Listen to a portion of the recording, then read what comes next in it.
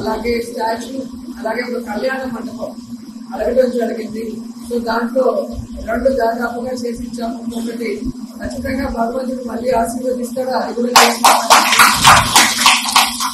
అలాగే ముస్లింస్ కోసం షాదీ మహల్ ఈ రాష్ట్రంలోనే ఏ నియోజకవర్గంలో లేనటువంటి విధంగా అద్భుతంగా పుత్తూరులో నియోజకవర్గంలో కట్టడం జరిగింది. అలాగే పార్కు కట్టించడం జరిగింది. అలాగే మీరు చూస్తే ఎలక్ట్రిక్ క్రిమేషన్ ది గౌరవంగా చనిపోయిన వాళ్ళకి అంత్యక్రియలు చేసేది నగరి పుత్తూరులో మనకు చేయించడం జరిగింది.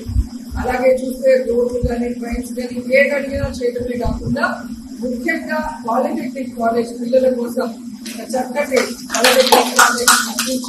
ఈరోజు పిల్లలు గౌరవంగా చదువుకోవడమే కాకుండా ప్లేస్మెంట్స్ కూడా కాలేజీకి వచ్చిన వాళ్ళకి ఉద్యోగాలు ఇస్తూ ఉంటే నిజంగా నాకు చాలా హ్యాపీగా అనిపిస్తుంది. కూడా సందర్భంగా తెలియజేస్తున్నాను.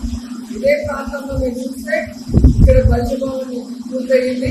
దగ్గరలోనే మన ముదిలేయాల్సి కోసము టీటీడీ నుంచి వైఎస్ఆర్ కళ్యాణ మండపం కూడా కట్టించడం జరిగింది.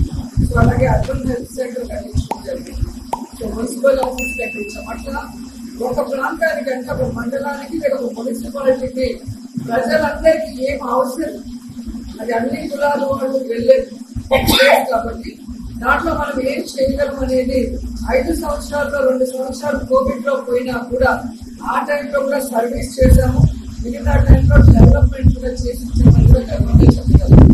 అలాగే డిగ్రీ కాలేజీలో మీరు చూస్తే మనకి అసలు ఒక డిజిటల్ రూమ్ లేదు మీటింగ్స్ కి కానీ పిల్లలకి ఏదైనా జాబ్ మేళాలను నిర్వహించడానికి కానీ. సో టెక్నికల్ గా మనకి ఒక పెద్ద రూమ్ ఆల్ ఫెసిలిటీస్ తో కావాలి అంటే చారిటబుల్ ట్రస్ట్ చారిటబుల్ ట్రస్ట్ ద్వారా అది కూడా ఎలక్షన్స్ ముందే పూర్తి చేసుకోవడం జరిగింది.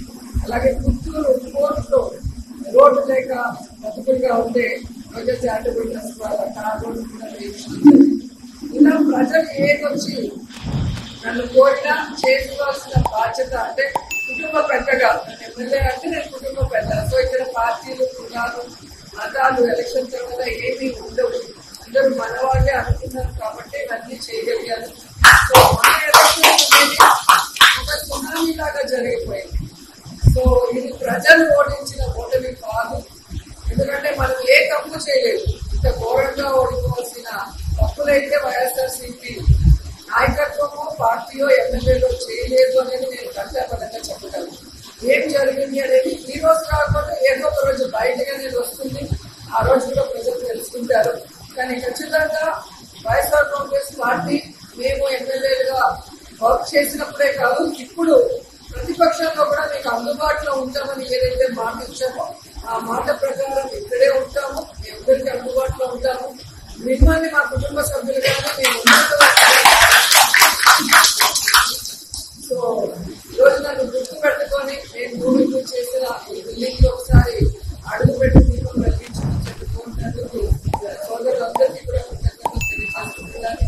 సో మీ సోదరిగా ఎప్పుడు మీకు ఏ అవసరం ఉన్నా నేను చేయగలిగింది 100% చేసి ఇస్తానని కూడా ఈ సందర్భంగా తెలియజేస్తున్నాను.